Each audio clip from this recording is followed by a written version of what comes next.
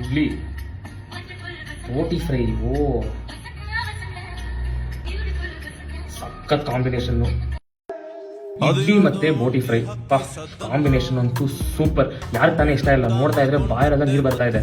ಬೋಟಿ fry ತಿನ್ನೋದ್ರಿಂದ ನಿಮ್ಮ ಹೆಲ್ತ್ಗೆ ಏನು ಬೆನಿಫಿಟ್ ಸಿಗ್ತಾ ಇದೆ ಅದ್ರ ಬಗ್ಗೆ ಈ ವಿಡಿಯೋದಲ್ಲಿ ಫುಲ್ ಮಾತಾಡ್ತೀನಿ. ಅದಕ್ಕಿಂತ ಮುಂಚೆ ಇದೇ ತರ ನಿಮ್ಗೆ ಏನಾದ್ರು ಕನ್ನಡದಲ್ಲಿ ಫಿಟ್ನೆಸ್ ಮತ್ತೆ ನ್ಯೂಟ್ರಿಷನಲ್ ಟಿಪ್ಸ್ ಬೇಕು ಅಂತಂದ್ರೆ, ಕಂಟೆಂಟ್ ಬೇಕು ಅಂತಂದ್ರೆ ಪೇಜ್ ನ ಫಾಲೋ ಮಾಡೋದು ಮರಿಬೇಡಿ.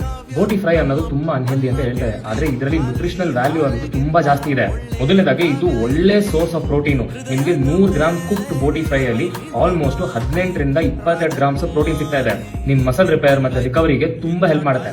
ಎರಡನೇದಾಗಿ ಇದು ಆರ್ಗನ್ ಮೀಟ್ ಆಗಿರೋದ್ರಿಂದ ಇದರಲ್ಲಿ ಅಯನ್ ಕಂಟೆಂಟ್ ತುಂಬಾ ಜಾಸ್ತಿ ಇದೆ.